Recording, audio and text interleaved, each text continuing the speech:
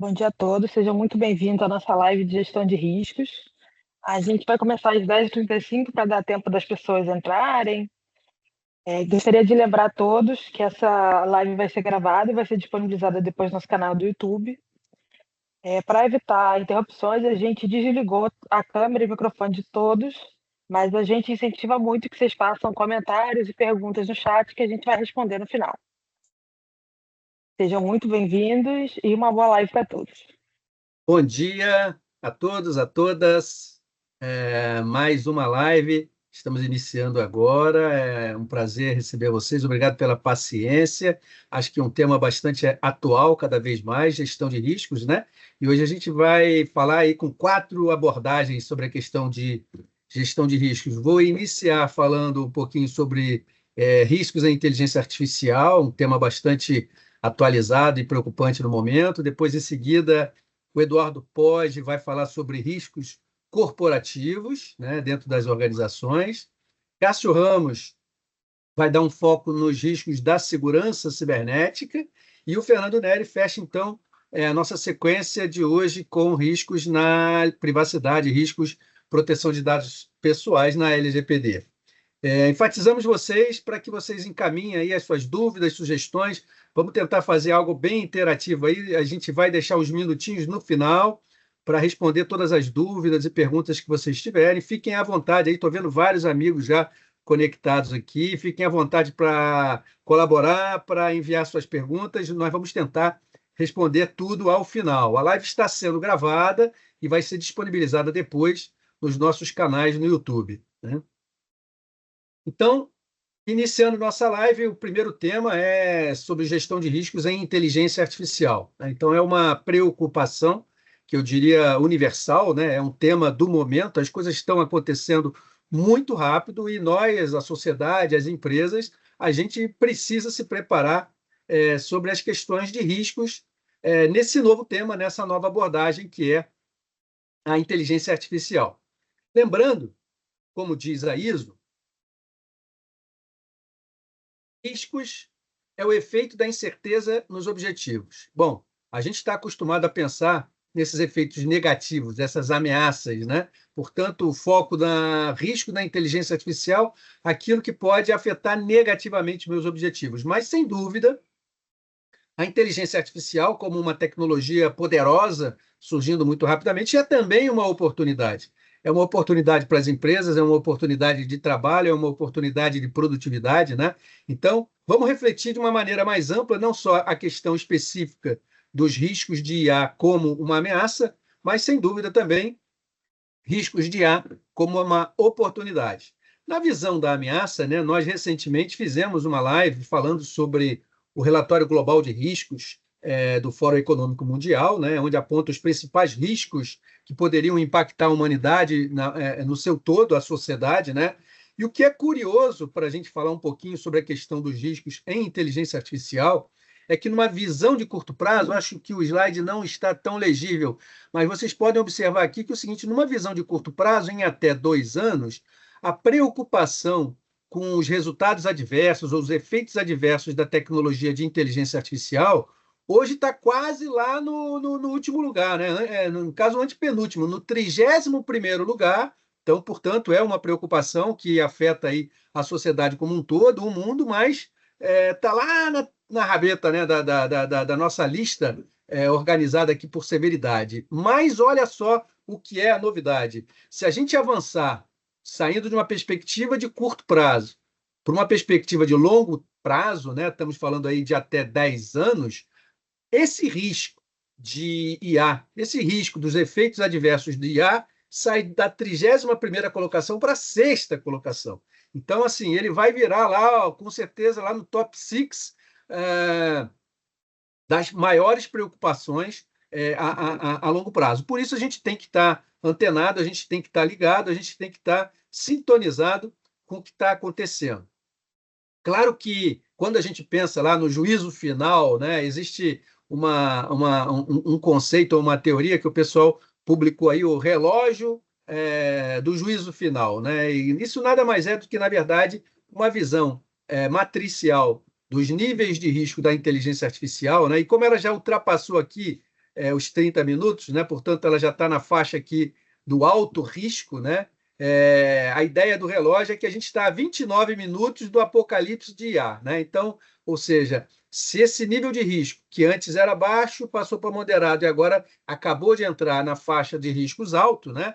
Ele continuar avançando e virar um risco crítico, a gente pode aqui realmente, aí, junto com outros problemas mais graves aí da sociedade, como efeitos climáticos, questões de guerras envolvidas aí mais no curto prazo, a gente imaginar aí que possamos estar próximo de um apocalipse da inteligência artificial, né? Então, a primeira imagem, o primeiro conceito que nos vem à ideia lá daquele filme Exterminador do Futuro, se não me engano, é um filme que já tem aí décadas, né? 30 anos ou 20 anos, enfim, é um filme bastante antigo, mas que previa, dentro dessa ideia da evolução da inteligência artificial, que as máquinas um dia iriam confrontar a humanidade, os seres humanos, né? E viraria aí uma grande batalha do homem contra a máquina, né? Então, enquanto neste momento a gente trabalha por ter uma inteligência artificial ética, responsável, justa, para que ela seja colaborativa com a humanidade, que ela colabore aí o humano e a máquina, né?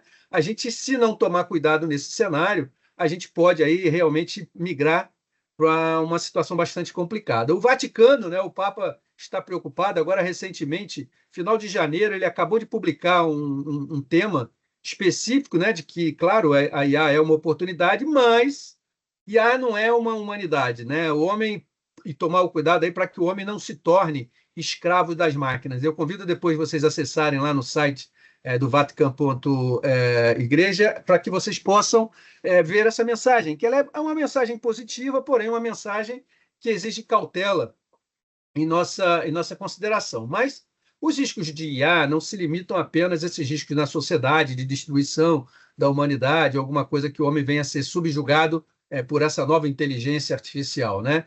Existe um site do MIT, né, onde ele publicou mais de 700 riscos ligados à inteligência artificial, né? Então, se a gente acha que os riscos de IA são 10 ou 20 riscos, na verdade, não.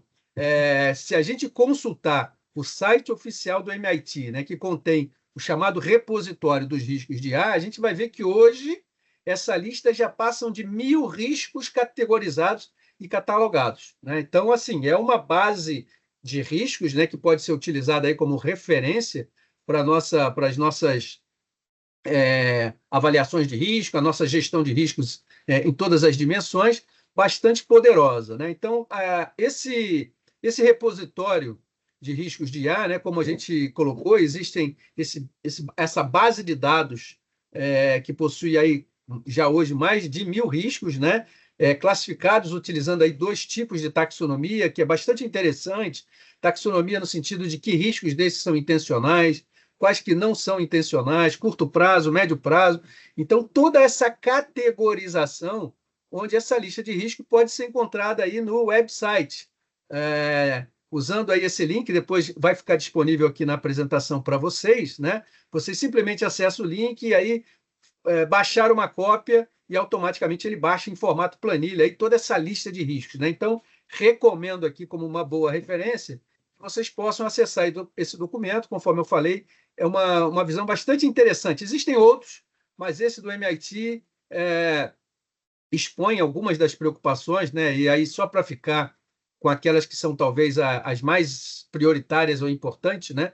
Recentemente, vocês devem ter visto imagens que circularam aí em fake news, né? Da Disney World, né? A Disneylândia lá afetada pelo furacão e que estava totalmente alagada, né? Todas essas imagens produzidas usando inteligência artificial, são imagens falsas, né? Isso é realmente uma coisa bastante preocupante, porque nós vamos começar a ter o desafio de distinguir o que é uma imagem real de uma imagem falsa. O que é, né? Já temos as fake news, né? E agora até o conceito do deepfake, né? Onde não só a gente pode manipular uma imagem, mas a gente manipula vídeos, né? Então, reproduzindo aí, tem que ficou famoso a questão do golpe, né? Esse aí, no caso, aí era mais do que simplesmente um fake news.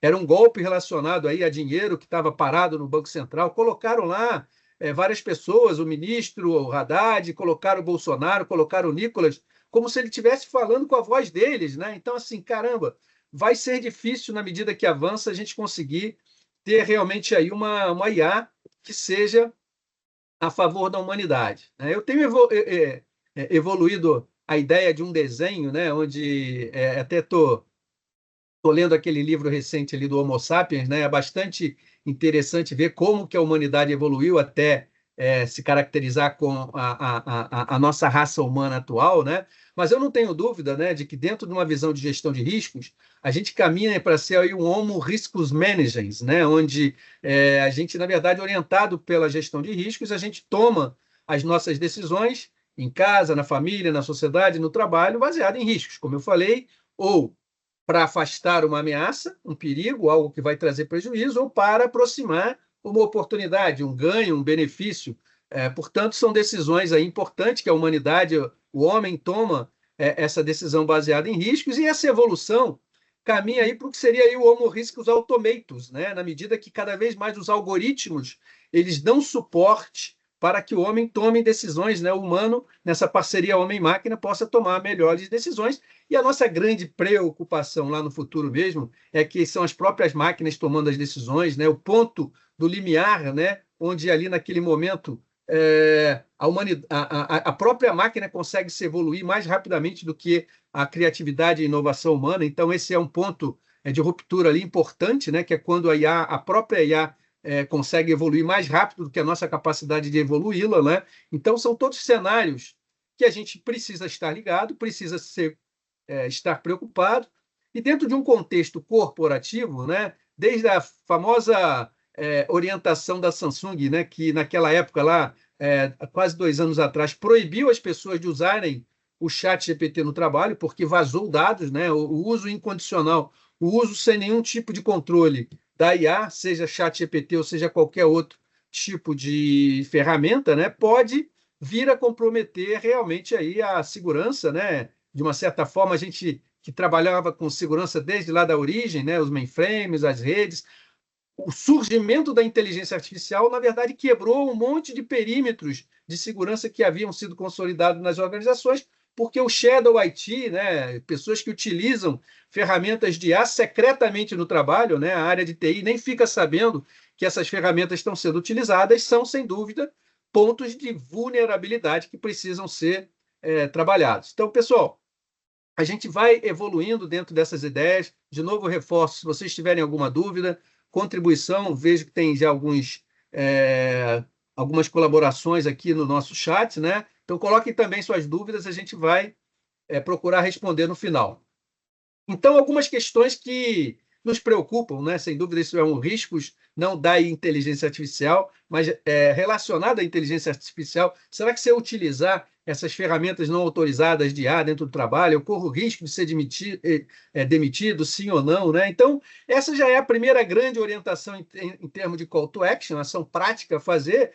Será que a empresa tem uma política específica sobre o uso dessas ferramentas? Será que a empresa tem uma governança, uma gestão eficaz em relação a esses sistemas e processos da IA no ambiente de trabalho, né?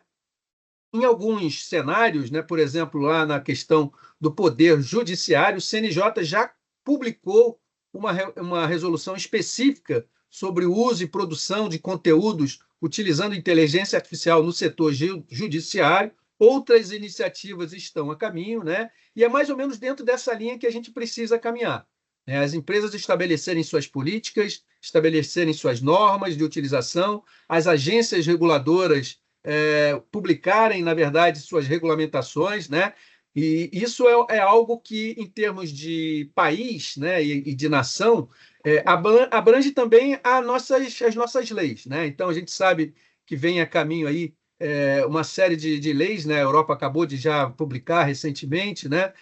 A Austrália não ficou atrás, né? Então, também existe uma resolução interna específica sobre utilização da inteligência artificial de forma segura, publicada pelo governo australiano, né?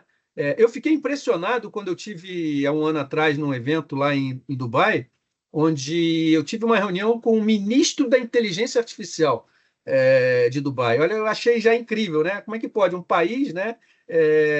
Os Emirados Árabes como um todo tem um ministro de inteligência artificial, né? E depois eu vim até a perceber e entender, né, que, na verdade, eles têm um programa de visão futura, né, onde eles vislumbram como é que vai estar o mundo no futuro e procuram se antecipar algumas dessas questões que vão impactar a humanidade nesse futuro. E inteligência artificial, não resta dúvida, é uma dessas questões, né? E aqui no Brasil, o nosso projeto de lei 2338, né, aprovado no Senado, mas que, na verdade, ainda tramita na sua publicação e que tem, dentro desse seu conceito lá, o conceito, assim como na LGPD, uma lei baseada em risco para a proteção de dados pessoais, a lei da IA nada mais é do que uma lei baseada em riscos para a proteção de uma série de direitos de justiça, não discriminação, que a gente vai precisar ter, principalmente considerando alguns sistemas de IA classificados como de alto risco, né? No caso aí de sistemas que controlam a sociedade, de gestão, eletricidade, a questão da educação, a segurança pública, né? Então, são pontos fora da curva aí em relação à prioridade, né? Que precisam ser tratados. Bom, isso tudo faz parte da nossa problemática, né? O nosso cenário, o nosso contexto, e a ISO, dentro das iniciativas de um comitê especial técnico sobre inteligência artificial, que já publicou uma norma específica de gestão da segurança da inteligência artificial, já publicou uma norma de governança da inteligência artificial e publicou também uma norma de gestão de riscos em inteligência artificial, né? Nós, aqui no Brasil, tive o prazer de coordenar o grupo que traduziu a 23894, essa norma internacional, que já é norma brasileira, então, vocês podem acessar ela no site da ABNT, né? Ela é baseada na ISO 31000, então essa é a boa notícia. As empresas que já utilizam a 31000 como riscos corporativos não terão muita dificuldade em encaixar a 23894 no seu componente de inteligência artificial, né? Então, a estrutura da norma ela já segue exatamente a mesma estrutura da ISO 31000, né? Ela tem alguns anexos adicionais importantes, o anexo de objetivos, o anexo fontes de risco de IA, o anexo de ciclo de vida de IA, mas o coração da norma segue exatamente aquele processo de gestão de riscos da 31000, que a gente já conhece, que está na 27005, está na 23001 na gestão de continuidade de negócio, onde os riscos precisam ser identificados, analisados e avaliados, né? E a partir daí a gente trata, né, todo esse arcabouço aí de um framework, né, que é baseado essencialmente no processo de gestão de risco. Lembrando que, na definição da ISO 31000, o risco é o efeito da incerteza nos objetivos. A gente tem uma série de objetivos, né? E, como eu falei, o anexo A da norma, ele traz alguns desses objetivos, né? O objetivo de responsabilização da IA, a questão da experiência, o impacto ambiental que isso pode trazer, a disponibilidade dos dados para treinamento, a questão de uma IA fair, né? Uma IA justa, sem discriminação, a questão de privacidade, manutendabilidade.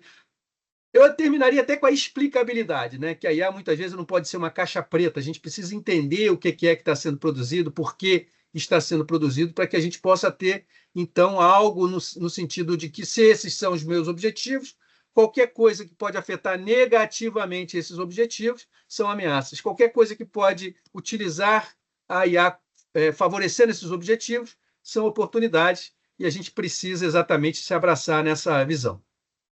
Estamos terminando ações práticas, né? O que essencialmente a gente pode e precisa fazer, talvez já com ponto de vista imediato. 3 ações mais imediatas, né? A primeira, estabelecer o escopo e contexto. Então, faz parte aí da gente inventariar, ter de fato aí um conhecimento do nosso efetivo uso de ferramentas da inteligência artificial. De novo, não é apenas o ChatGPT ou o LLM, existe uma série de outras ferramentas de IA que estão sendo utilizadas dentro das organizações, em que processos, em que áreas, né? A partir daí, definir esses objetivos que precisam ser, de uma certa forma, preservados ou garantidos, e identificar também nesse contexto se existem, né, nesse caso, leis, regulamentações ou políticas que nos fazem aí ter alguma questão regulatória, risco regulatório em relação ao escopo e contexto.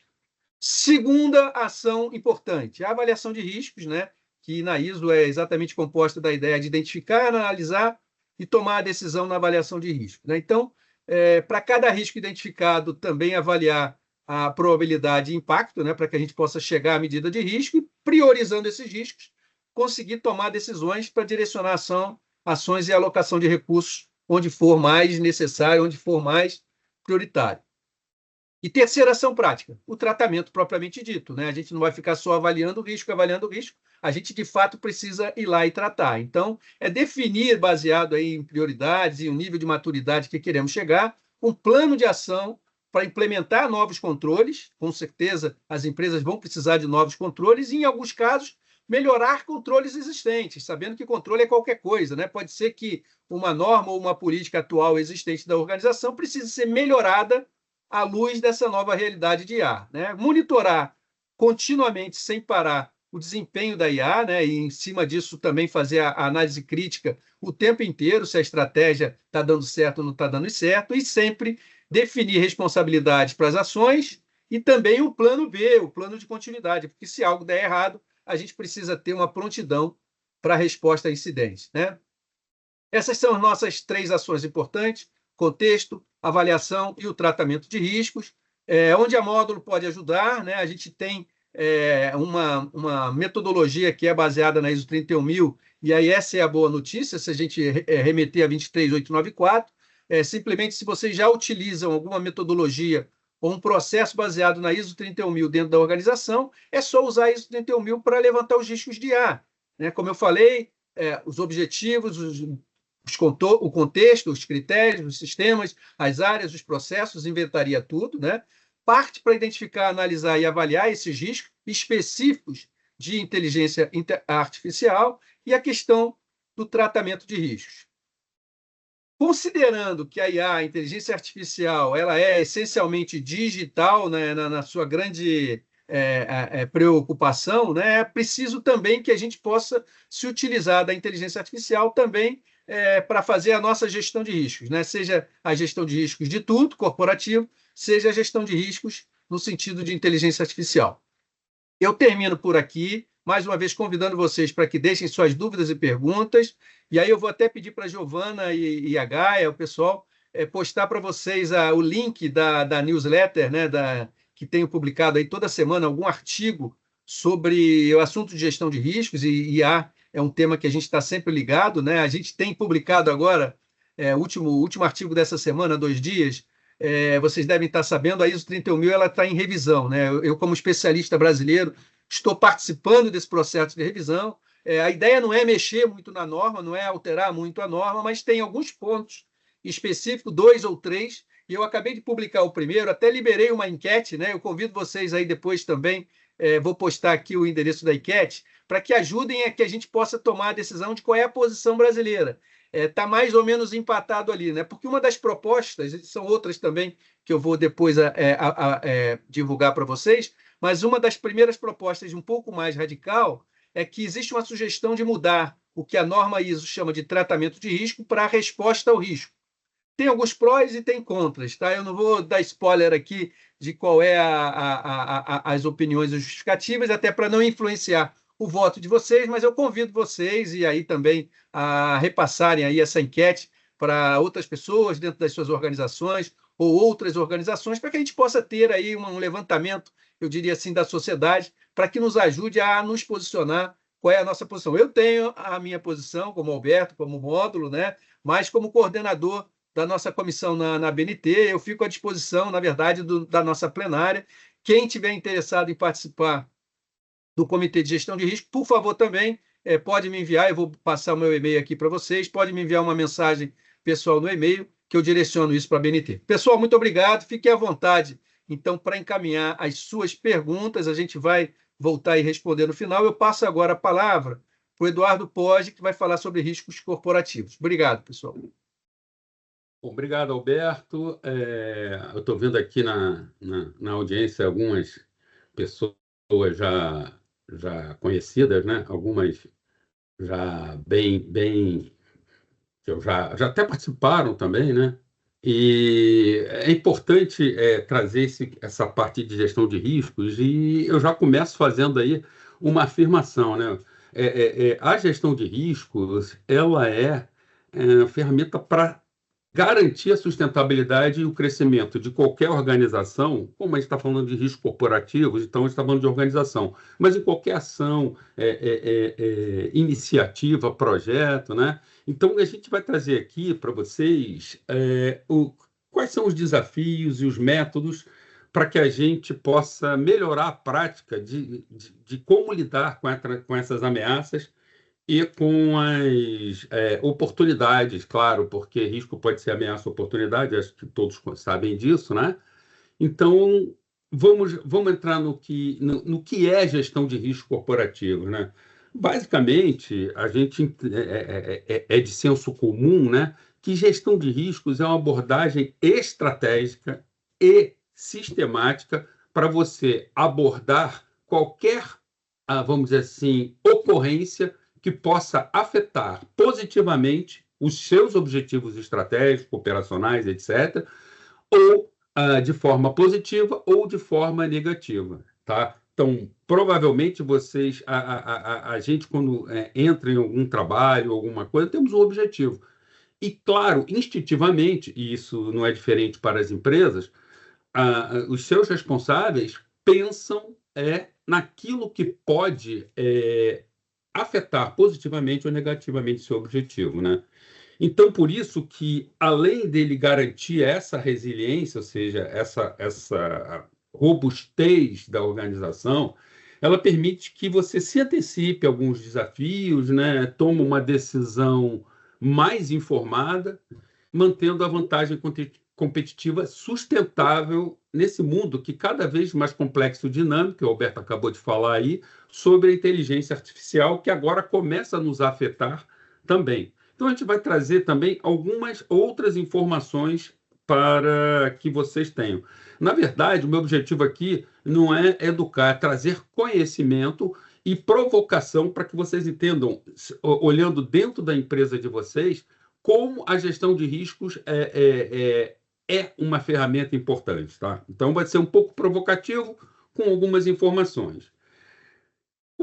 Vamos começar do básico, né? A gente tem quatro tipos de riscos básicos hoje dentro da organização. São os riscos estratégicos, que afetam a organização a longo prazo, que tem os objetivos estratégicos. Os operacionais, que afetam os processos internos, né? E a eficiência, que são aquele da execução, que pode comprometer a produtividade, a entrega dos produtos, né?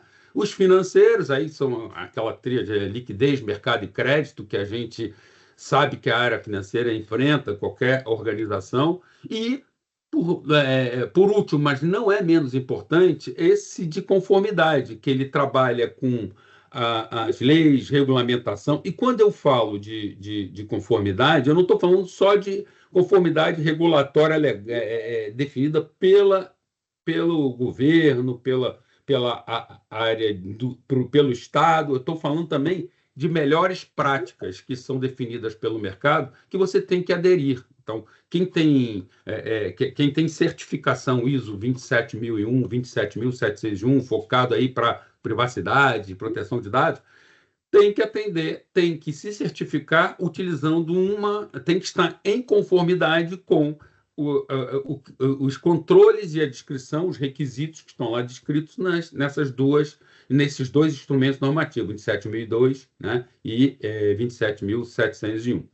Então, é importante ter entendimento que esses riscos são aqueles que afetam o alcance de algum objetivo na sua organização, tá? E eu gosto de trazer, essa é mais uma provocação para vocês, entendam que toda organização tem um objetivo estratégico e toda organização tem o quê? Tem objetivos operacionais e eles estão interligados, ou seja, para eu atingir alguma coisa, eu tenho diversas áreas que fazem coisas que atingem objetivos que permitem aquele objetivo final ser atingido. Então, existe uma relação de objetivos e, por isso, existe relação de riscos estratégicos e riscos operacionais. Tá? Quais são os principais desafios e erros comuns, né? A gente tende a ver que a gestão de risco é enxergada dentro de uma organização como algo muito burocrático e não como um diferencial estratégico. E eu gostaria que vocês entendessem que ele não é burocrático, porque se você executar e atuar e usar a ferramenta de gestão de risco de forma adequada, você pode e consegue identificar anomalias ou identificar sinais que podem levar a sua organização, a sua área, o seu projeto a aproveitar oportunidades ou evitar as ameaças para aquele risco. Então, sem esse engajamento dessa liderança para promover essa cultura dentro das organizações, os riscos são negligenciados. Eu costumo dizer que esse modelo chama Risk-Based Thinking, ou seja, pensamento baseado em risco. A gente já faz isso em casa, todo mundo faz em casa, faz na sua vida, vamos fazer na organização, porque aí você traz a maturidade e a resiliência para dentro da empresa. Outro ponto que é importante, que é um desafio, é o entendimento de que gestão de riscos é isolado. Aí eu faço a minha, a outra área faz a dele e a outra área faz a dela, né? Então, isso não funciona. A gestão de risco ela tem que ser integrada por todas as áreas de negócio. Por quê? Porque quando chegar no nível mais alto, no nível de tomada de decisão, de investimento, com controle associado a um risco operacional de um processo que não está eficaz, ou de segurança da informação, segurança cibernética, que também não está eficaz, esses métodos têm que estar, todos os processos têm que estar integrados de gestão de risco, de forma que eu possa enxergar e tomar uma decisão informada. Qual é o risco maior? É desse processo operacional, ou de ransomware, ou um outro risco? Então, as coisas têm que estar padronizadas e integradas para que a tomada de decisão seja facilitada e organizada da melhor forma. Outro ponto importante é porque existem riscos que não são costumais, né? Por exemplo, riscos de ataques cibernéticos, riscos de IA, que às vezes a gente não está atento. Então, o mundo ele gira não, capota, como dizem, né? Então, toda hora tem algumas mudanças regulatórias, desafio de ESG e de IA, que tem que ficar atento. Então, você tem que... esse desafio de você ter uma falta de previsão, você tem que começar a ler e observar os riscos emergentes também. Tá? Uma outra coisa que é importante dentro das organizações é utilizar metodologias e processos, vamos dizer assim, bastante conhecidos e eficazes. Então, uso sólidos de framework, como a ISO 31000, o COSO ERM, que, na verdade, eles se integram, um é mais detalhado ou ligado à performance, e outro é mais específico mesmo de gestão de risco, eles fornecem uma guia estruturado para a gestão eficaz do risco. Então, eu recomendo que vocês observem pelo menos esses dois para você estruturar. E na frente eu vou fazer, não vou fazer um spoiler agora, mas lá na frente eu vou dizer como essas coisas estão relacionadas. Importante também é que, além de aplicar as metodologias, essas metodologias, voltando ao processo de integração, elas têm que ser aplicadas de forma integrada para que a aplicação em uma área, em uma diretoria, não seja divergente de aplicação de outra diretoria, por isso tem que ser metodologia única na organização, para que a gente possa classificar os riscos por impacto e probabilidade, garantindo que nessas ameaças e até nas oportunidades mais críticas. Então, é importante que esse processo seja único, integrado, e seja aplicado em toda a organização. E aí definir as estratégias de resposta. Aí a gente fala ou de tratamento, né, dependendo do que vai decidido aí. Então, a estratégia de resposta ou de tratamento. É engraçado que o COSO RM fala estratégia de resposta e a ISO 31001 fala estratégia de tratamento. Tanto você vê que são sinônimos, mas a busca aí é para que a gente fale todo mundo na mesma linguagem. Então, você vai adotar estratégias para reduzir, aceitar, compartilhar e evitar esses riscos, considerando diversos fatores. E um deles é custo-benefício. Se o custo for maior do que o impacto do risco, talvez seja melhor você evitar o risco. Tá? Então, esse processo tem que ser assim, equânime, com metodologia em toda a organização. Tá? E é claro que todo esse processo de gestão de riscos, ele se comunica com a governança. Quando a gente fala de governança corporativa, a governança corporativa tem como objetivo definir o objetivo organizacional, definir as estratégias e métodos para você garantir que os objetivos sejam atingidos e evitem, vamos dizer assim, surpresas que possam impactar o objetivo da organização. Então, a governança corporativa, ela envolve também a governança de gestão de riscos e controles internos, tá? Então, na verdade, a gente precisa que o conselho e a diretoria integrem a gestão de riscos nas decisões corporativas, garantindo um ambiente mais resiliente e seguro. Ou seja, quando o conselho ou a diretoria se reunir, ela tem que estar olhando, e quando ela se reúne para entender o que está acontecendo e tomar decisões que garantam o atingimento dos seus objetivos estratégicos. Então, para isso, ela precisa garantir um ambiente mais seguro e resiliente.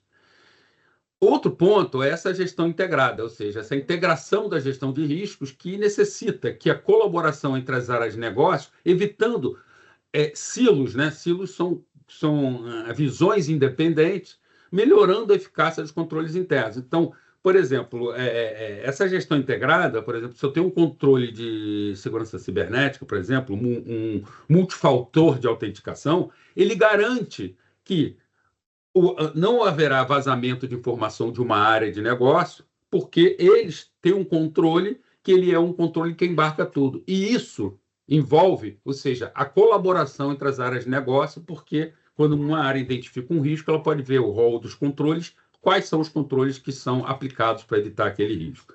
E, por último, mas não menos importante, esse monitoramento contínuo.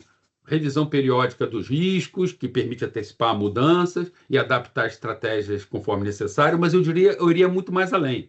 O monitoramento contínuo não é só dos riscos, porque o risco residual, quer dizer, a medida de risco residual, ela só é influenciada pela eficácia dos controles que estão executando a resposta àquele risco. Ou seja, quanto mais eficazes os controles, menor vai ser o risco residual. Tá? Então, esse entendimento é importante. E um outro ponto, lá 20 anos atrás, quando eu pensava, eu ainda era assim meio ingênuo, eu olhava assim, o que eu tenho que monitorar, como eu monitoro um risco? O que você monitora no risco não é o risco, você monitora os fatores que vão levar aquele risco a acontecer, as causas. E aí você pode ter diversos indicadores que vão alertá-los de uma iminente ocorrência de um risco. Então, por exemplo, quando a gente fala de segurança cibernética, a gente está falando de quê? Eu tenho alguns controles, por exemplo,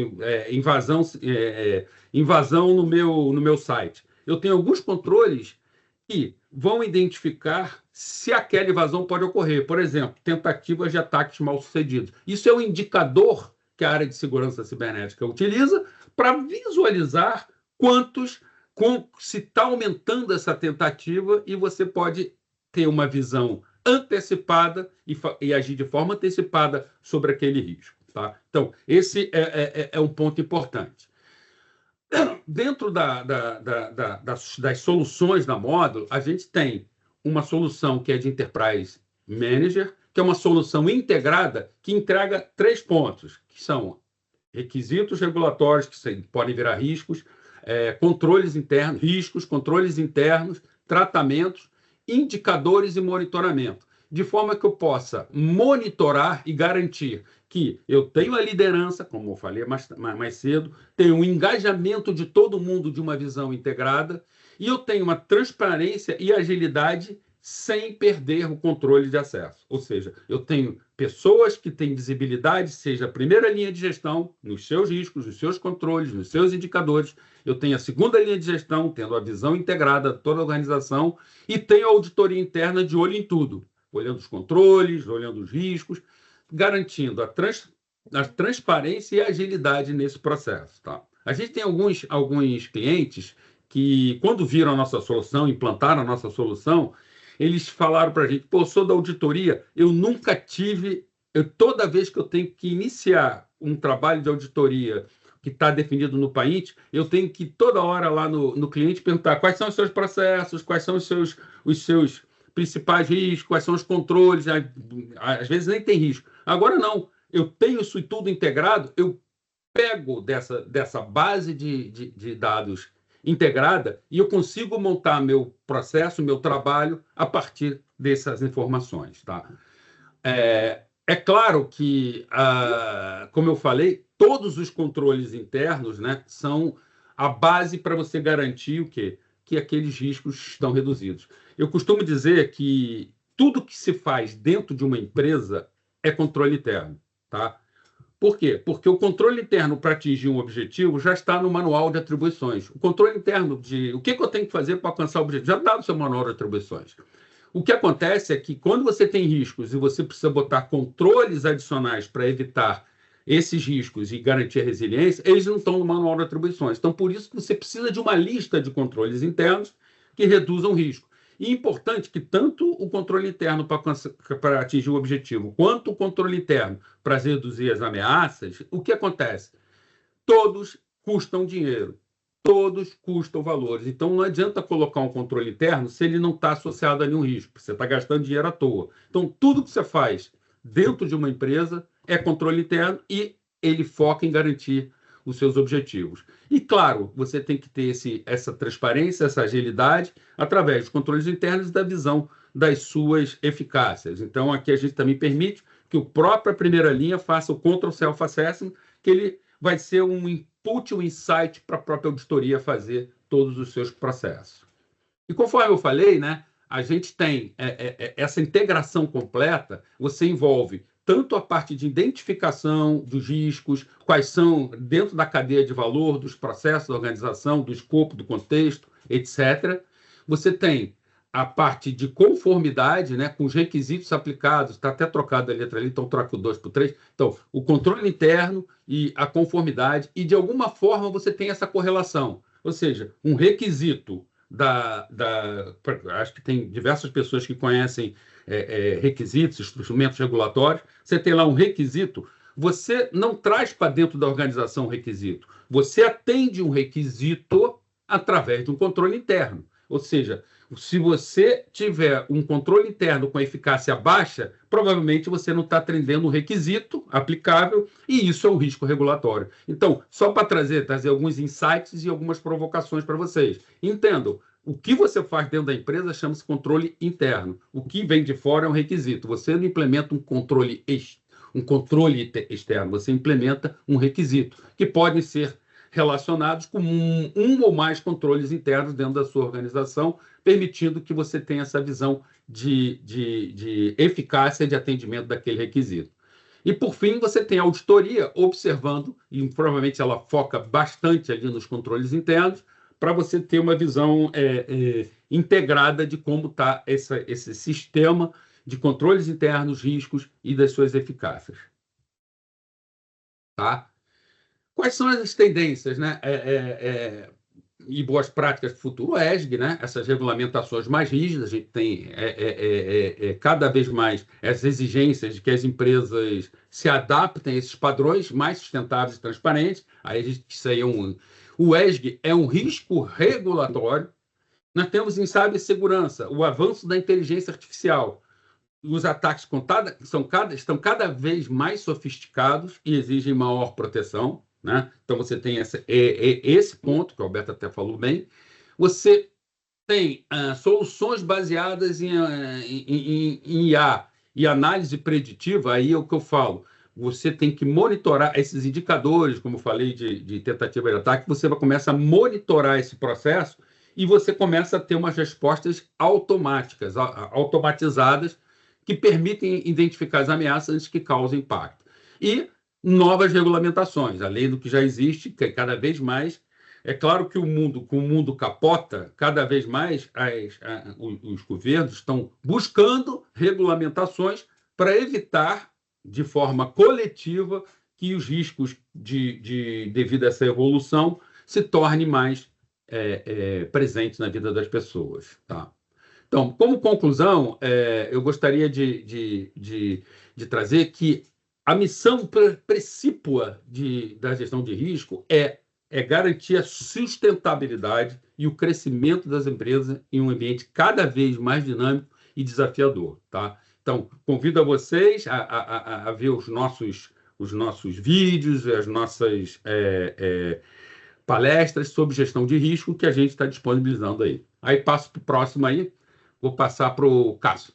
Bom dia a todos, obrigado aí, Pode. Bom, pessoal, dando sequência aí às apresentações de hoje, eu vou falar um pouco sobre gestão de riscos em segurança da informação. É importante que a gente entenda que a segurança da informação, os riscos de segurança da informação são tipos de riscos, né? Então, nós temos vários tipos de risco e um desses são os riscos da segurança da informação. Eu vou focar a apresentação num framework bastante conhecido, que é o framework de gestão de riscos de segurança da informação, falar um pouco sobre as novidades, né, que são as abordagens que antigamente eram de uma forma e passaram a ser agora abordagens tanto de eventos como de ativos. A gente vai falar um pouco sobre isso. Eu me chamo Cássio Ramos, né, sou o líder do time de serviços aqui na Módulo. Esses são meus contatos. Bom, vou falar um pouco sobre os frameworks que, vamos dizer, falam sobre o assunto segurança da informação, segurança cibernética. Detalhar um pouco a ISO 27005, que é especializada em segurança da informação. O processo de gestão de riscos de segurança da informação, que é importante a gente destacar, porque ele segue a mesma linha do processo de gestão de riscos genérico da ISO 31000. Então, a gente percebe, olhando para esse processo, que ele está totalmente alinhado com a ISO 31000. As duas abordagens, né, a de eventos, quando a gente pensa numa abordagem de eventos, a gente pensa numa abordagem top-down, ou seja, a gente define os processos, a cadeia de valor da instituição e a gente identifica, analisa, avalia e trata os riscos. Quando a gente fala da abordagem em ativos, a gente pensa numa abordagem bottom-up, em que a gente define listas de controles, a gente avalia esses controles nos seus respectivos sistemas e, a partir daí, a gente tem os indicadores. Eu vou detalhar um pouquinho mais. Eu vou mostrar, só a título de curiosidade, uma solução automatizada bottom-up, que é baseada em ativos. Nós temos as duas, tá? A solução baseada em eventos e a solução baseada em ativos.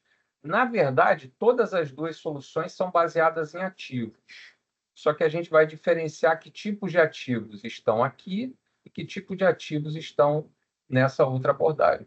Na de eventos é um tipo de ativo e na de ativos é outro tipo de ativo. E outras soluções.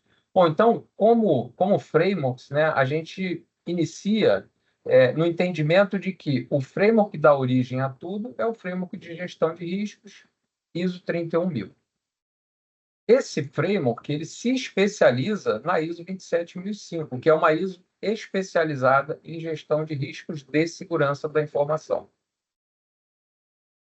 A partir desse outro, nós temos os frameworks de programas, né? Nós temos os frameworks bastante conhecidos para a implementação de um programa de segurança cibernética e um sistema de gestão de segurança da informação. Eles não são concorrentes, eles são complementares, mas as empresas optam normalmente por escolher um desses frameworks para implantar um sistema de gestão de segurança da informação. Aqui na Módulo, a gente prefere a 27001, está mais alinhada com o mercado que a gente tem trabalhado. Mas isso não significa que ele seja o único, existe outro. Para implementar esses frameworks de segurança da informação, segurança cibernética, a gente precisa de controles. Esses frameworks, eles sugerem a existência de controles, mas eles não dizem quais. Mas a gente tem frameworks de controles, como, por exemplo, a ISO 27002 e o CIS versão 8.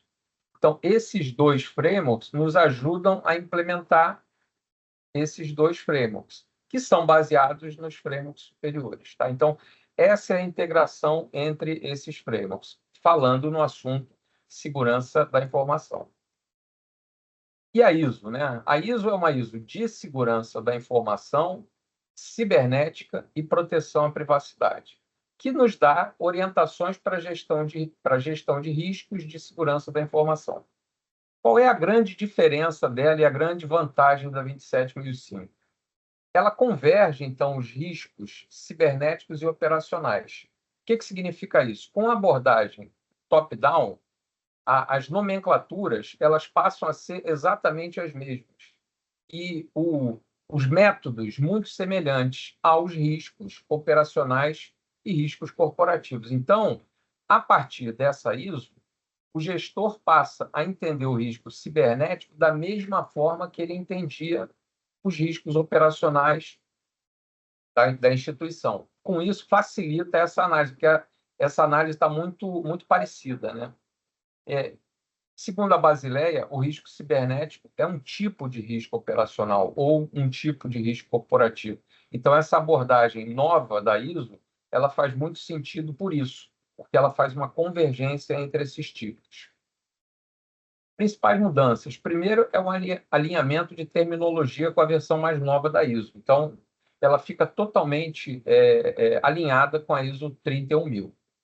Ela tem a introdução do conceito de cenário de riscos, que também possui esse alinhamento com riscos corporativos, né, riscos operacionais, e ela faz uma diferenciação muito interessante, né, entre os riscos baseados de uma abordagem baseada em eventos, top-down, para uma abordagem baseada em ativos, bottom-up. Isso na identificação de riscos. Então, a gente tem, para identificar os riscos, uma abordagem de identificar o risco de alto nível para mais baixo, e a outra abordagem é de mais baixo nível para um nível mais alto.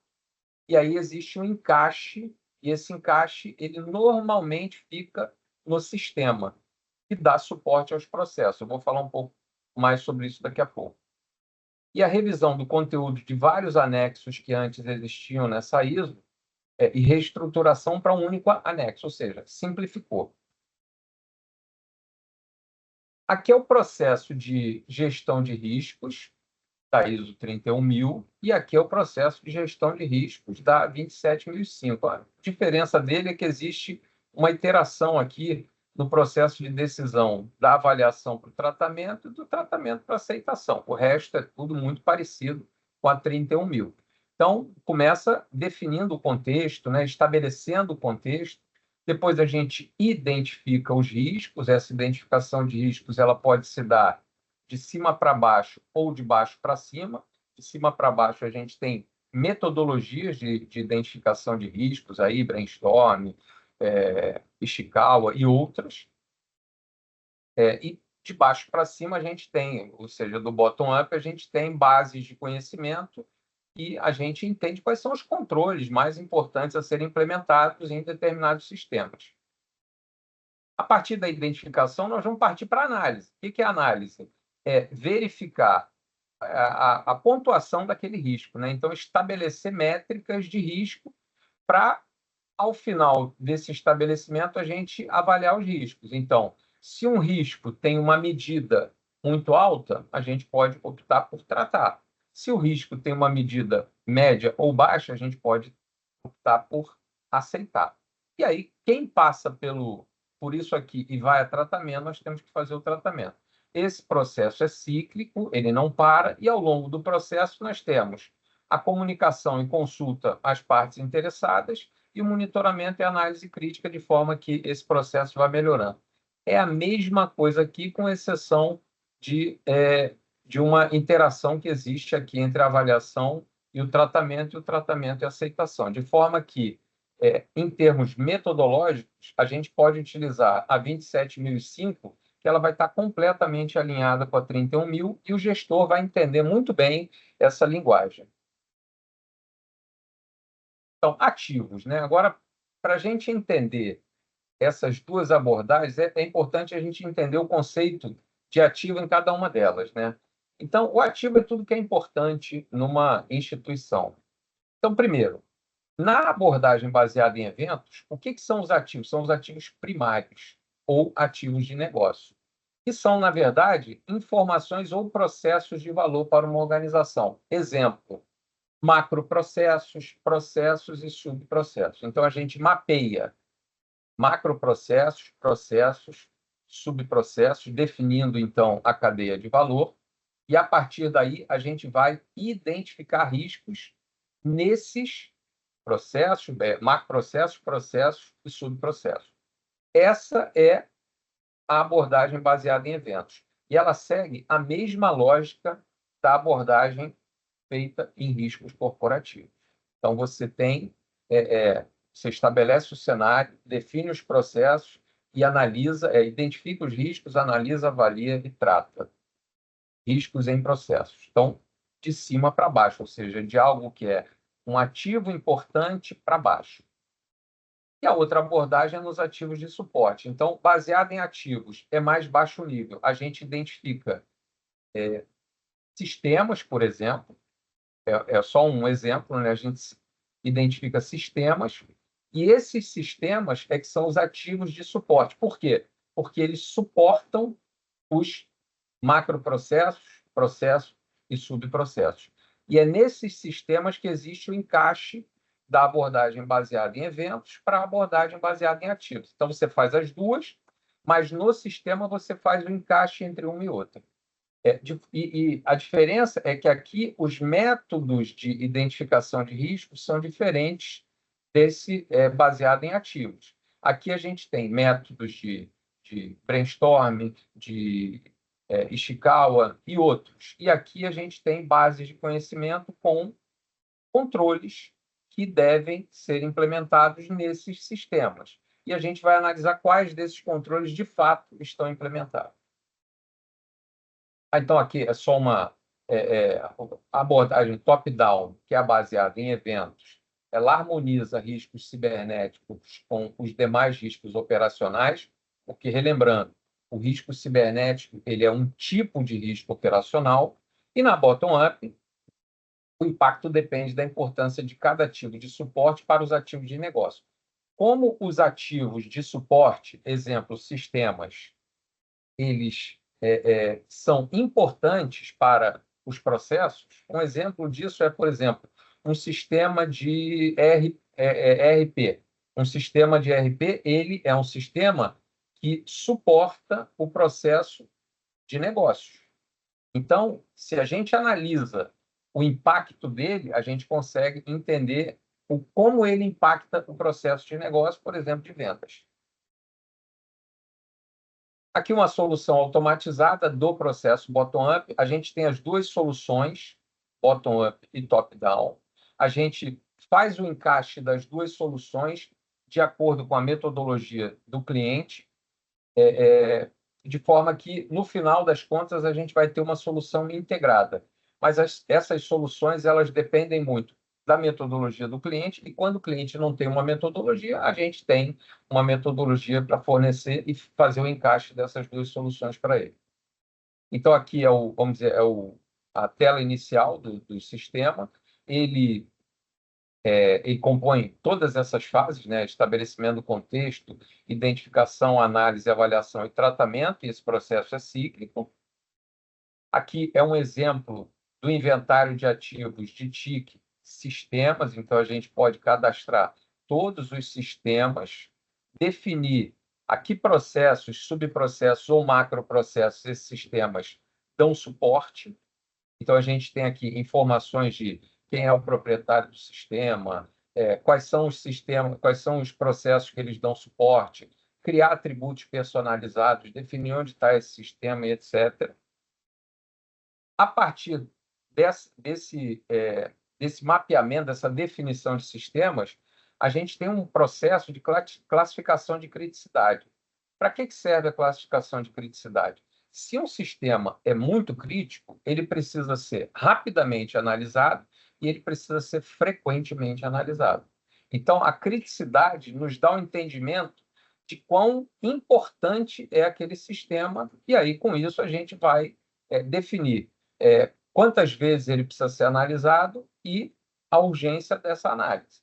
Então, só para dar um exemplo, então a gente entende, esse sistema ele fica na nuvem, ele é um sistema que armazena informações pessoais e ele é um sistema que armazena informações de cartão de crédito. Opa, sistema bastante crítico. Então, ele tem que ser rapidamente analisado, porque ele é crítico, e suporta um processo crítico, e ele precisa ter análises frequentes. Então, a gente precisa ficar de olho nesse sistema. E essa classificação depende também da metodologia do cliente, mas ela engloba, por exemplo, aspectos de confidencialidade, integridade e disponibilidade. E, a partir dessa classificação, a gente tem dashboards em que a gente consegue verificar, elencar os sistemas de acordo com a sua criticidade. Só isso já é importante para a gente ter um panorama vamos dizer, dos nossos processos, quais são os sistemas que suportam nossos processos e a criticidade dos sistemas e dos processos. Então, como exemplo, a gente estabelece que sistemas podem ter 3 tipos de criticidade, 1, 2 e 3, sendo que, por exemplo, na criticidade 1, o sistema tem que ser analisado 2 vezes por ano e ele tem que sofrer, e ele é o primeiro sistema da lista que tem que sofrer análise. Então, prioriza e define uma frequência de análise. A identificação, aqui é a identificação do processo bottom-up, da abordagem bottom-up. A gente, então, tem frameworks, e esses frameworks são, basicamente, os que estão aqui, ao lado. Então, um exemplo, né? Isso é um controle. O ambiente de produção deve ser desenhado para funcionar com alta disponibilidade. Toda comunicação via API exposta na internet deve usar o protocolo OAuth. Então, a gente tem bases de conhecimento, de controles que devem ser implementados, e essas bases de conhecimento são confrontadas com os sistemas. A partir daí, a gente consegue verificar métricas de risco. Então, no bottom-up, a gente, ainda na identificação, a gente também define quais são as ameaças que existem. A partir daí, nós vamos para a análise. O que é a análise? Eu vou pegar um determinado sistema ou alguns sistemas de um processo crítico, de um macroprocesso, de um processo ou de um subprocesso, e eu vou verificar se esses controles estão implementados. Cada controle tem uma pontuação. E a pontuação desse sistema é que a gente define que é o risco desse sistema. Então, se um controle não está implementado, a gente entende que é um risco identificado. E aí, depois, a gente faz a verificação dessas métricas para entender o risco daquele determinado sistema e o impacto do risco do sistema no processo que ele suporta.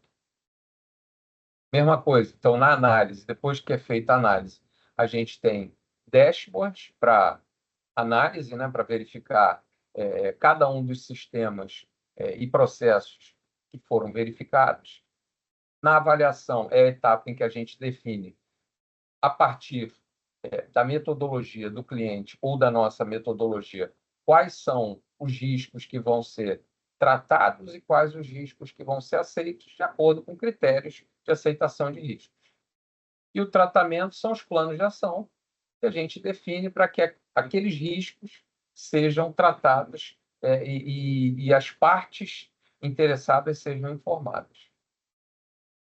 Mesma coisa, listas de plano de ação, e a gente pode acompanhar o tratamento desses riscos. E nós temos uma solução automatizada também, bottom-up, que é de fornecedores. Segue a mesma lógica, só que, nesse caso, o ativo é um fornecedor.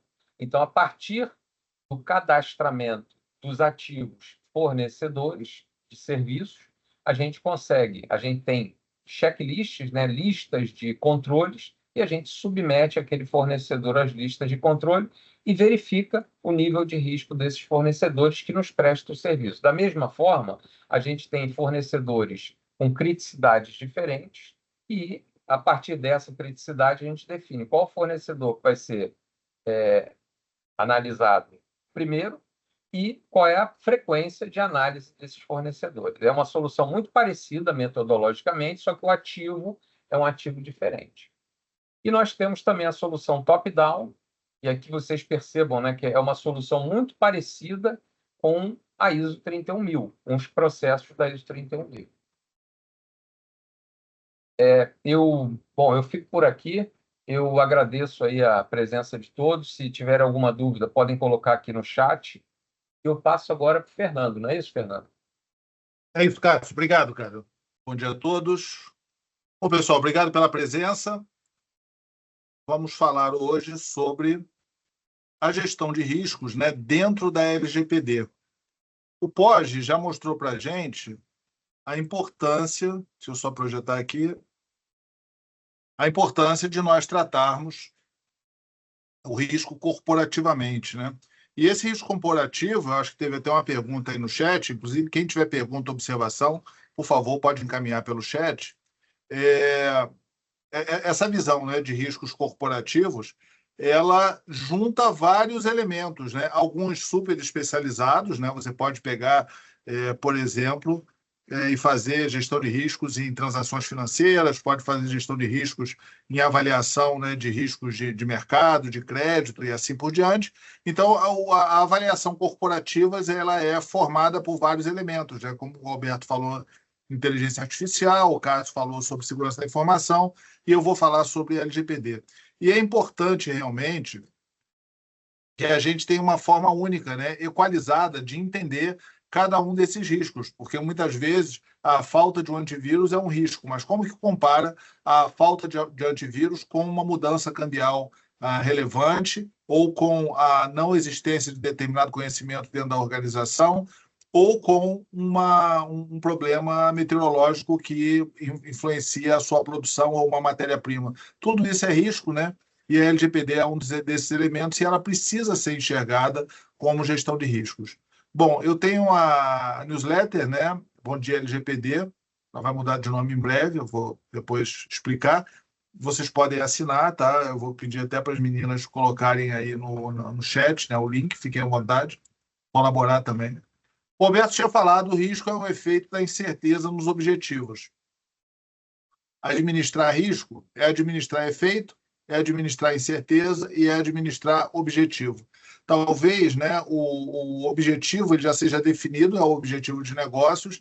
A incerteza talvez é um elemento que cresce cada vez mais, ou seja, a incerteza ela faz com que a gente, na área que nós atuamos, né, ela, principalmente nos últimos anos, e com o impacto da inteligência artificial, ela tenha crescido significativamente, e o efeito é a consequência de tudo isso, né? E vários assuntos são correlatos. Cada vez mais é importante olhar a gestão integrada de riscos, né? Então, quando nós falamos de gestão de riscos, ela é uma área que não pode ficar isolada. Ela precisa falar com segurança da informação, precisa falar com proteção de dados, com gestão de incidentes, com continuidade de negócio, com controles internos. E é necessário chamar esses elementos e vários outros elementos, né, do risco corporativo. Um ponto interessante, o Roberto falou bastante nisso, também o Cássio falou sobre isso, né? Cada um dos elementos que nós temos aqui, que nós falamos, né, eles são baseados em ISOs, né? O risco corporativo tem a ISO 31000, a inteligência artificial, a ISO 23894, a segurança da informação, a ISO 27005, também, acabou que eu não coloquei a ISO ali, né, que existe a ISO 27701 para proteção de dados pessoais, mas ali tem uma lei. Ou seja, quando você tem uma lei, você passa a ter um elemento muito mais forte, né, do que uma ISO, né? Aí a lei pode ser o quê, a ISO pode ser o como. Não necessariamente você ser certificado pela ISO 27701 diz que você está em conformidade com a LGPD e vice-versa. Então, obviamente, os frameworks, né, eles precisam ser tratados e organizados e principalmente alinhados com o seu objetivo de negócio. Uma certificação, nós já fizemos várias certificações para empresas de bem grande porte, que são as maiores do Brasil, na ISO 27001 e a 27701, e essas certificações usam o mesmo framework, a mesma metodologia, porém são distintas. Por quê? O que muda? O objetivo de negócio.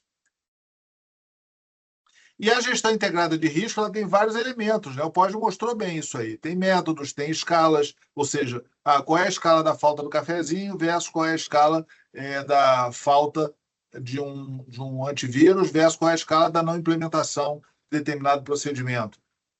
Existe nomenclatura, né? O Alberto também, o Cássio pode falar bastante sobre isso, sobre a importância da nomenclatura, o que é o objetivo, o que é o contexto, o que são critérios, o que é a avaliação. Então é importante a gente estar falando a mesma linguagem. Existe a questão, né, do reporte, né, de você reportar, de você comunicar, da equalização, de forma que você vai ter milhares de riscos. Como é que você equaliza para você poder ter um entendimento? E a questão é o seguinte: qual é a sua posição no tabuleiro, hein? Nós temos aí governança, risco, conformidade. Nós estamos falando aqui sobre a visão corporativa de proteção de dados, de segurança cibernética e inteligência artificial. E eu acho difícil alguém falar que está numa bolinha só, tá? Porque, por exemplo, se você atua, como nós vamos falar aqui, em conformidade com a LGPD, no mínimo você precisa estar tratando riscos em LGPD, porque a própria LGPD ela fala 11 vezes a palavra risco, e você também precisa estar tratando governança em proteção de dados, porque a própria LGPD, no artigo 50, ela fala sobre o programa de governança em privacidade. E aí, ou seja, as pessoas que estão aqui, elas não podem ignorar o risco da segurança cibernética, porque o artigo 46 fala sobre o risco da segurança cibernética, e não pode ignorar o risco da inteligência artificial, porque o artigo 20 ele fala sobre decisões automatizadas. Além disso, também não posso ignorar o risco corporativo, porque o artigo 50 também diz que o processo de governança em privacidade ele precisa estar integrado com a governança corporativa. Então, nota, são conceitos diferentes, são elementos diferentes, e isso aqui é super novo. A gente antes precisava tratar GRC, beleza, GRC. Só que agora várias áreas estão se encaixando e demandam, principalmente na nossa área digital. Falando, né, sobre incerteza, né, o presidente do ICO, o ICO é o regulador do Reino Unido, é como se fosse a NPD do Reino Unido, o ICO talvez seja o principal regulador do mundo. O presidente do ICO falou no lançamento do planejamento 2023 a 2025, falou isso aí, ó, o ambiente que nós trabalhamos é complexo, se move rapidamente e está sempre mudando. Isso em 2023. Com certeza, para 2024, 2025, mudou ainda mais. São mudanças amplas, né? Nós estamos agora sofrendo ou convivendo, né, com uma situação de mudança de tarifas internacionais, e tudo isso aí são mudanças que têm maior ou menor impacto no nosso dia a dia. Bom, aí riscos tem a ver com a LGPD. Olha só, a diretora da NPD ela falou aqui, ó, essa frase aqui retirada do site da NPD. A LGPD foi elaborada como tendo linha mestra o grau de risco, ou seja, o risco está na base da LGPD, ao qual o processamento de dados pode ser exposto. Quanto maior o risco, maior deve ser o cuidado por parte do agente de tratamento e maior será a responsabilização em caso de descumprimento. Então, nota, a visão de risco está na LGPD e a própria NPD encaixa isso, né, que conformidade com a LGPD tem tudo a ver com gestão de risco. Pessoal, podem colocar perguntas aí, né? Então, aqui estão os lugares, né, aonde aparece a palavra risco na LGPD, e eu vou procurar simplificar esse modelo, tá, para falar sobre 4 elementos que a gestão de riscos atua. Então, nós temos aí risco no relatório de impacto, no legítimo interesse, na comunicação de incidentes, no programa de governança e privacidade. Aí isso está em várias publicações da NPD e também outros reguladores, porque tem reguladores como o Banco Central, a CVM, o PROCON, o Tribunal de Contas da União, que falam sobre proteção de dados pessoais e, dentro das suas comunicações, falam sobre gestão de riscos. E aí a gente tem, né? Nós vamos olhar lá. Tribunal de Contas, o Banco Central, a ANEEL, a Anatel, a CVM, SUSEP, todos eles têm publicações para os seus segmentos. Talvez você fale, eu vou fazer isso para atender a NPD. Não, você vai fazer isso para atender o seu regulador. Se você é do governo federal, é o TCU. Se você é uma instituição financeira, é do Banco Central. Se você tem relação de consumo, é o PROCON. Então, e cada vez mais está crescendo, ou seja, a Anvisa também tem regulamentações desse tipo, a ANS e assim por diante. Bom, então aqui olhando, né, o que é o princípio? Olha, nós temos, em termos de gestão de risco, eu tenho o não cumprimento da LGPD. É olhar todos os requisitos da LGPD e o que acontece, qual é a consequência, qual é o efeito, caso eu não atenda algum. Você tem os requisitos e para cada requisito você tem riscos no tratamento de dados, riscos nas respostas, né, resposta a incidente, resposta à requisição do titular, resposta à requisição de parceiros, de fornecedores, de clientes, ou seja, tudo isso tem risco também. E também a própria questão da governança que está prevista na NPD.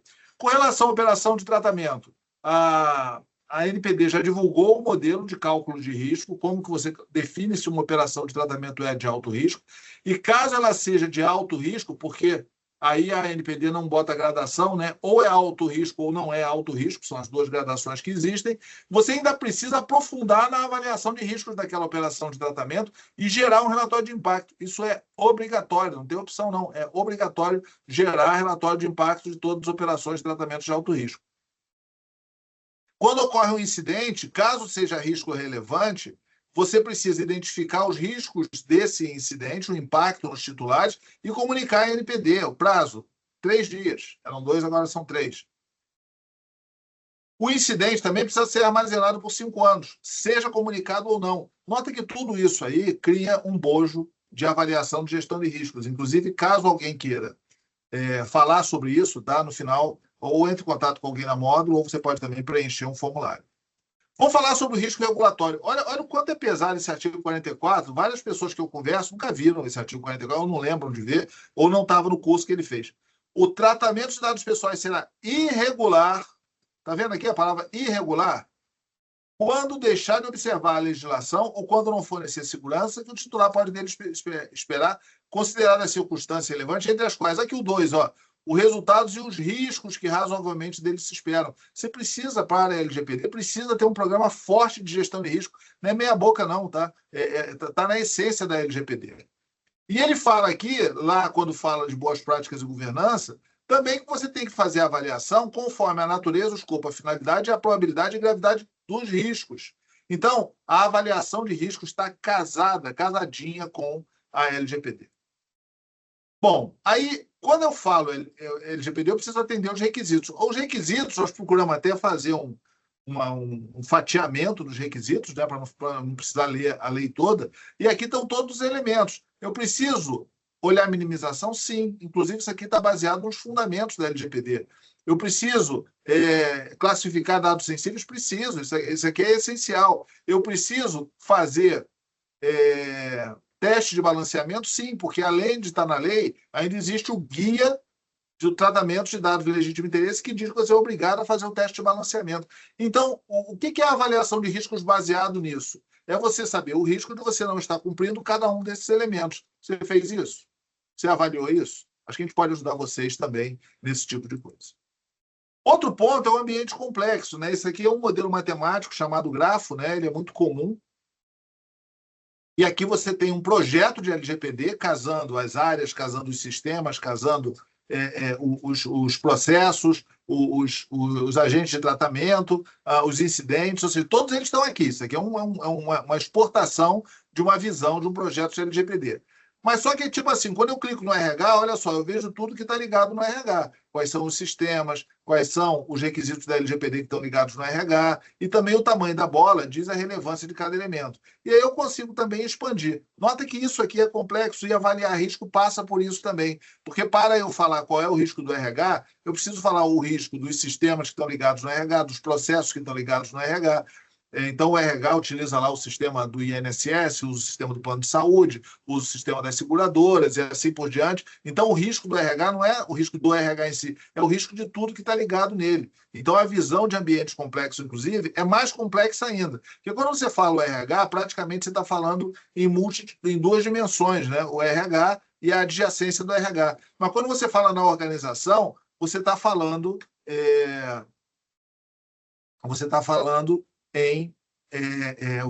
não só em cada um dos elementos e a adjacência dele, mas como a adjacência da adjacência e todos os correlacionamentos. Então, você sai de algo de complexidade bidimensional e passa para algo de complexidade multidimensional. E aqui é um exemplo, olha só, nós criamos agora recentemente, quem quiser ver isso aí, a gente tem uma apresentação sobre isso, tá? A gente pode fazer para a organização de vocês. Nós temos aqui um indicador de preenchimento. Olha só, se eu vou fazer um mapeamento, eu tenho que colocar as perguntas.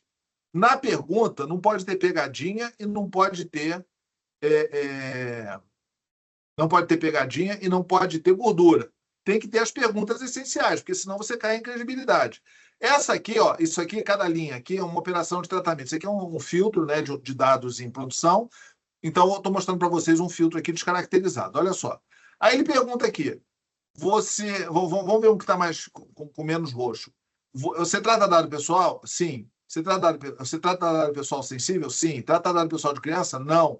Trata dado pessoal de adolescente? Essas aqui são as perguntas que você precisa fazer no seu modelo. Cara, não tem opção, tá? Ou seja, tem que fazer isso aí, está escrito na lei. Se você não fizer, você não vai estar cumprindo a lei. Só que acontece que algumas vezes as pessoas não respondem. Então, nesse caso aqui, trata dados de vulnerável, um monte de gente não respondeu. Pode ser porque na hora que respondeu ele não sabia, tinha que perguntar para alguém, mas está vazio, ou seja, é essencial você responder sim ou não.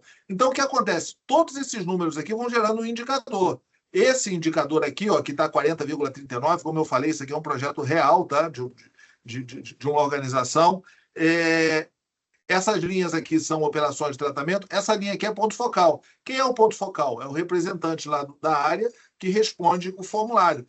Tem ponto focal aqui que não respondeu nada. Tem ponto focal aqui que respondeu 26%. Então, a gente tem aqui esses números. Para quê? Exatamente para poder administrar. Porque se você vai avaliar o risco e as pessoas não responderam, olha só, o risco dessas operações de tratamento aqui, ele é super prejudicado. Por quê? Porque você não sabe o que tem ali por trás. Então, é pressão na rapaziada aqui para preencher isso aqui. E você tem um número por área, tá? Ou seja, você pode mostrar isso aqui, inclusive, na reunião de diretoria, ó. Essa área aqui não fez nada, essa aqui não fez nada, essa fez 26%. E tem também, dá para ver, né, que essa barra é grande, várias áreas que responderam um volume considerável.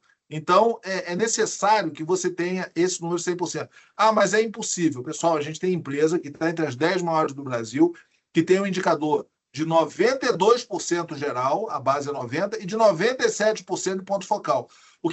Qual é a diferença disso para essa aqui que fez 40%? É a gestão e, obviamente, né, a alta administração escutar eles. Então, você também tem outros riscos. Ah, não fiz o relatório de impacto, não fiz a avaliação de alto risco, não fiz o teste de balanceamento. Ou seja, tudo isso aqui são elementos. O que é o ideal? Tipo assim, esse que eu falei para vocês que está com nota, tem 92% de indicador, ele está com quase todas as bolas aqui em cima, porque esse cara aqui de cima é exatamente aquele que mostra se você está em dia ou se não está em dia. Bom, falei então sobre o risco corporativo. Vamos falar o risco na operação de tratamento. Olha só, uma organização é formada por operações de tratamento do ponto de vista da LGPD. Então, você tem lá plano de saúde, atendimento a clientes, tem o SAC, tem uma ação de marketing, você tem atendimento a comunidades em volta da sua fábrica, tudo isso tem a operação de tratamento de dados pessoais. Você precisa classificar elas. As que forem de alto risco, você precisa fazer o RPD. Não tem conversinha, tá? É isso. E aí, o que você faz? Tem a operação de tratamento. Se você avalia como alto risco, você faz a avaliação de riscos e também faz o relatório de impacto. É isso. Ou seja, caiu para cá, tá? Caiu para cá, isso aqui é uma parte de um processo de atendimento LGPD, tá? Caiu para cá, tem uma equação da NPD para você fazer isso. Pessoal, se vocês não fazem isso, se preocupem, procure a gente que a gente pode ajudar vocês, tá? E mais, tá? Nós temos vários aceleradores que usam inteligência artificial de forma que isso aqui não seja relevante. Bom, aí vem a questão seguinte: quem precisa fazer? A NPD fala, é recomendado elaborar o relatório em todo o contexto que as operações da área pessoal possam gerar alto risco à garantia dos princípios gerais de proteção de dados, etc. Então, aqui, essa é a fórmula. Ou seja, você não tem que olhar toda hora, vou lá no documento da NPD. Cara, você tem que ter um cálculo automático. Ou seja, nós fazemos o cálculo automaticamente. Isso é uma fórmula mesmo, é a equação que está dentro do software. Tony, eu vi tua mensagem aqui. Sim, nós vamos compartilhar a gravação, tá? A Giovana vai mandar o link aí. E aí, olha só, quando eu faço o relatório de impacto, lá dentro, eu preciso ter quais são os riscos do titular. Isso aqui não é texto da módula, isso aqui é da ANPD. Está lá, ó, lá no documento Pergunta e Resposta sobre o relatório de impacto, item 15. Quais os dados e informação devem incluir no RPD? Está aqui, ó, risco ao titular. Você precisa mostrar quais são as medidas, salvaguardas e mecanismos de risco. Tem aqui, ó, a tabelinha. Cara, se o relatório de RPD não tem isso, tem que ter. Fala com a gente. E aí também, né, vem a gestão integrada de risco. Você tem que identificar todos os riscos, né, e fazer esse casamento. Aí vem incidente com risco relevante ao titular. Ah, ocorreu um incidente. O que isso tem a ver com risco? Tudo. Porque você precisa, inclusive, classificar aquele incidente conforme o risco ao titular. Nota que a lei não é um framework, né? Lá na operação de tratamento ele fala alto risco e aqui no incidente, ele fala risco relevante. Ele quer falar a mesma coisa, só que ele usa... Se tem palavras diferentes significando a mesma coisa e palavras iguais significando coisas diferentes numa lei. Isso não ocorre num framework. Por isso que você precisa criar o seu modelo. Então, a gente tem aqui o risco, o casamento dos riscos, e aí a gente vai ver, quando você tem comunicação de segurança, você comunica quando traz risco relevante, e tem também uma equação. Da mesma maneira que tem equação lá na operação de tratamento, também tem aqui. Da mesma forma, tem um fluxo também. Esse fluxo é nosso, tá? Ou seja, a gente interpretou a lei e cria um fluxo desse. Então, você tem um incidente, faz uma triagem. Se é incidente, ele entra aqui na esteira do incidente. Se tem dados pessoais, você avalia se tem alto risco. Se tem alto risco, você decide se comunica ou não a NPD. Não basta a fórmula dar que você tem alto risco. Você tem a decisão. Você pode, inclusive, a recomendação ser de alto risco, você fala, não vou comunicar e vou justificar que eu não vou comunicar. Deve comunicar o titular, você também decide se comunica ou não. Tá? Isso é ilegal? Talvez seja não cumprir a lei ou justificar o cumprimento. Eu sempre pergunto para as pessoas, se anda de cinto de segurança no banco de trás, também você está cometendo uma ilegalidade. Você decidiu não andar de cinto de segurança no banco de trás. Então, teve a ocorrência, cibernética ou não, por exemplo, se pega fogo num arquivo de documento em papel, não é um incidente cibernético, mas é um incidente com dados pessoais. Se esse é um incidente com dados pessoais, você registra, precisa manter por 5 anos, avalia o grau de risco, se caso seja alto risco, avalia se comunica a NPD, preenche o formulário, avalia se comunica aos titulares e faz a comunicação aos titulares. É isso, nota aí, gestão de risco. E, por fim, o teste de balanceamento, ou seja, esses testes de balanceamento está no guia da NPD e ele tem um formulário específico. Pessoal, para toda operação de tratamento de legítimo interesse, você precisa fazer um teste de balanceamento. Você não tem, você está devendo. Se você quer enxergar como é que você faz isso, com agilidade, com precisão, também pode falar com a gente, que nós temos aceleradores para isso. O que você precisa fazer? Organizar e manter, tem um S a mais aqui, as operações de tratamento pessoais atualizadas. Avaliar a sua situação de risco. Não chama de auditoria, não chama de maturidade, chama de avaliação de risco de conformidade. Esse é o nome. Um monte de gente fala de auditoria, cara, não tem nada a ver com auditoria isso aqui. A auditoria, inclusive, ela tem que ser segregada disso. Faz a sua avaliação de riscos. Não chama de auditoria, não chama de maturidade, não tem a ver. Isso aqui é avaliação de conformidade, não é de maturidade. Não é maturidade 1, 2, 3, 4, 5. É atendo, não atendo ou estou no meio do caminho. Emito os relatórios obrigatórios. Roupa para todas as operações de tratamento, relatório de impacto para todas as operações de tratamento que são de alto risco, teste de balanceamento para todas as operações de tratamento de legítimo interesse. Implementa um programa de governança e privacidade. Pô, pessoal, eu confesso que eu fiz isso aqui no meio da apresentação, aqui, eu dei uma ajustada e ficou com os errinhos, mas eu vou corrigir. E monitore e melhore continuamente. Você tem que melhorar. Toda hora vai surgir publicação da NPD, surge fatos, surge jurisprudência, e você tem que criar um processo de melhoria contínua. Então é isso. Vou passar para o Alberto para diminuir aqui a minha frequência e já volto. Daqui a pouco o Alberto vai passar a palavra para mim de volta. Obrigado. Bom, obrigado, Fernando. Obrigado, pessoal. Nós já passamos um pouquinho da hora. Esse tema realmente aqui é um tema bem provocador, a gente acabou realmente falando bastante aí. Talvez para cada um desses 4 temas que a gente abordou aqui, daria um seminário, né? Muita informação.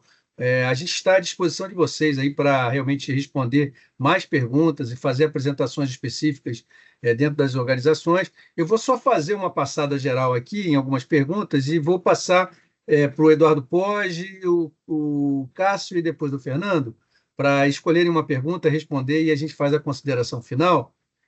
Vou responder aqui, pergunta do Pedro sobre os comitês de auditoria, se eles estão identificando ali os riscos disruptivos da IA.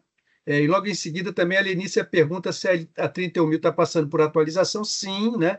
Então, Pedro, na verdade, assim, tem muito desconhecimento, né? As empresas, para não perder a onda tecnológica da IA, elas aderiram à IA sem muita política, né? Sem muita visão da própria gestão ou governança da implementação da IA, e aí a auditoria vem a reboque, né? Mas considerando, acho que o Poggi abordou um pouquinho esse tema, o conceito de auditoria baseado em risco, na medida que a gente dê mais visibilidade aos riscos de IA, né, eu acho que naturalmente as auditorias dos processos e dos sistemas eles vão precisar considerar. A gente tem feito alguns trabalhos nesse sentido, de avaliar a implementação de ferramentas de IA, bem como o impacto da IA na utilização de sistemas e processos. Então, a gente fica à disposição. E, Lenícia, sim, a ISO 31000 está sendo revisada, mas a norma atual continua sendo válida, a 2018. Ela é a norma que está traduzida também, publicada aqui no Brasil como norma brasileira. Então, essa é a norma vigente. Uma norma na ISO, ela leva pelo menos de 3 a 4 anos para que ela possa ser revisada. A ideia não é ter grandes revisões. Fica atenta que eu devo publicar já na semana que vem mais novidades. A gente tem uma reunião ainda essa semana para consolidar várias sugestões em relação a uma versão 0.0 do draft, aí, do que seria talvez a nova versão, né? Vou ver se eu consigo manter vocês sempre atualizados do andamento da norma, bem como esse desafio, né? Essa enquete, será que é melhor tratamento de risco, como a norma atual, ou será que a gente deve mudar para a resposta a risco, né? Então, esses são alguns desafios, tem outros também, eu não vou dar spoiler nem antecipar aqui. Bom, mais uma vez agradeço, eu vou passar a palavra. Pós, eu acho que você selecionou uma ou duas perguntas, se puder responder rápido, faz sua consideração final, tá bom? Não, beleza. A pergunta é bem importante, que é a pergunta do Pedro Galzinski. Se eu li o nome errado, me desculpa, tá? Mas ele fala que a fadiga de compliance, a fadiga do atendimento com diversos frameworks, é um dos principais pontos que gera paralisia da análise, resiliência, a aceitação e perda de eficiência. As empresas estão trabalhando em uma linguagem comum, o nível de resistência de silos ainda é alto, ou os silos têm sido empoderados para padronizar? O que eu posso te dizer, aquilo que eu já mostrei na minha apresentação, é que se você for considerar que você implementa o atendimento de compliance, atendimento de requisito aplicável, tá? Não vou projetar não, mas depois vocês vão ver o desenho. Esse requisito aplicável, você não vai verificar o requisito aplicável em diversas áreas da organização. Você vai entender que aquele requisito ele é aplicável, onde ele é aplicável, e cada área tem o seu controle interno. Então, na verdade, não deveria ter esse silo, mas sim um entendimento de que cada área tem os seus controles e, claro, elas têm que entender que seus controles visam reduzir riscos, ou riscos regulatórios ou riscos operacionais. Os regulatórios são o atendimento aos diversos frameworks, que é a sua pergunta, tá, Pedro? Então, a ideia é que a linguagem comum não é o requisito. E o controle interno, que é a linguagem comum de como deve ser estruturado o linguagem interno, deve ser utilizado também. Então, na verdade, a melhor forma de você endereçar isso é padronizar. Padronizar quais são os requisitos, quais são os aplicáveis e de que forma você, internamente, na sua empresa, atende os requisitos. Tem que estar claro, escrito. Por quê? Porque, no final do dia, a auditoria interna ela vai olhar os requisitos e buscar quais são os controles que vocês estão colocando para atender o requisito, para evitar um risco regulatório, tá? Eu espero que tenha respondido. Vou passar agora para o Cássio para responder escolher uma pergunta. Opa, tem uma pergunta da Márcia Ribeiro. Em termos de gestão de riscos e confiabilidade, quais são as principais recomendações para a utilização das IAs? Quais são as mais utilizadas? Bom, então, primeiro, isso que eu vou falar para segurança da informação serve também para LGPD, serve para gestão de riscos corporativos. Essas ferramentas, elas economizam grande tempo para a gente, né? Então, projetos em que exista uma anuência do cliente ou que o cliente queira usar de forma autônoma, a gente usa IA extensivamente. Então, um exemplo disso, se a gente quer verificar o risco de um processo de negócio. Então, tem um processo de negócio, eu explico esse processo de negócio para uma inteligência artificial, seja ela qual for. Aí pode ser o Gemini, pode ser o ChatGPT. Aqui vocês estão mais acostumados e que têm uma relação melhor com esse tipo de atividade. Então, eu explico para essa inteligência artificial como o processo funciona detalhadamente.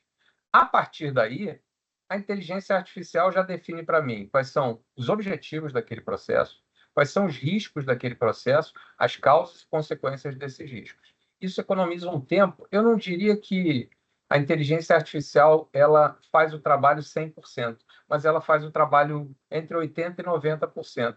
E o que a gente precisa é ajustar. Existem empresas que não gostam de utilizar a inteligência artificial ou, por algum tipo de regulamentação, não usam, mas outras não têm esse problema. Então, eu dei um panorama para vocês na fase de identificação de riscos. Mas isso também pode ser feito em todas as outras fases.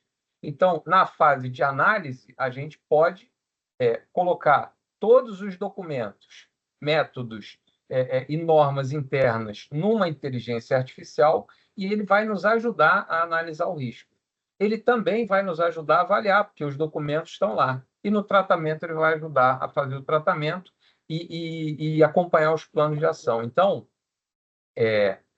a utilização de inteligência artificial ela é fundamental e existem sistemas nossos aqui na Módulo que a inteligência artificial ela já está acoplada ao sistema, de forma que esse processo ele é um processo, vamos dizer, orgânico da ferramenta. Em outras ferramentas, o processo ele fica offline, mas as informações podem ser imputadas no sistema. E com a evolução dos sistemas, isso tudo, obviamente, vai ficar integrado. Acho que é isso. Eu passo para o Fernando. Beleza, Cássio, obrigado. Pessoal, nós vimos aqui várias perguntas, né? E eu noto que as perguntas estão muito ligadas, né, à visão integrada, e eu acho que é isso mesmo, né? Ou seja, quem está, vou fazer risco de LGPD, então eu preciso olhar a visão integrada, eu vou olhar risco de segurança da informação, eu também preciso olhar a visão integrada. Esses elementos aí realmente são essenciais, tá? A gente procurou trazer para vocês os principais tópicos que envolvem não só cada uma das especialidades, mas também a visão geral, tá? Então, o que ocorre é que várias vezes, né, a gente casa aqui, eu tenho visto a questão quando fala governança, né? Ou seja, o que é a governança corporativa, como você implementa a governança. A LGPD exige que você tenha um programa de governança em privacidade. Por exemplo, eu fiz uma conversa com algumas pessoas, você tem um programa de governança em privacidade? A minoria tem. Aí dessa minoria, eu falei, vem cá, o seu programa de governança em privacidade é reconhecer, primeiro, ele está conforme a LGPD pede? A maioria dessa minoria diz que não. Ele é reconhecido pela organização, a maioria dessa minoria diz que não. Se ele faz um programa de governança, a governança é o contrário. A governança é divulgar, é aberto, é transparente. A transparência é um dos princípios da governança. Então, eu acho que hoje a gente tem muita oportunidade, e oportunidade de juntar tudo isso, né? Juntar o risco corporativo com o risco de IA, com o risco de segurança cibernética, com o risco de LGPD, com outros riscos que também existam dentro da organização. Agradeço a presença de todos, nós estamos à disposição. A Giovana vai colocar aí um link para vocês, quem quiser uma apresentação sobre algum tema que a gente tenha falado aqui, ou procura qualquer pessoa da Módulo, ou então preenche, pega o QR Code e nós estamos à disposição de vocês. Tá? Muito obrigado aí, com certeza. A gente, além de falar, a gente também aprende bastante cada um desses encontros aí com a participação de vocês. Obrigado, pessoal. Bom almoço para todos. Tchau, pessoal. Um abraço, obrigado. Tchau, pessoal. Bom trabalho a todos.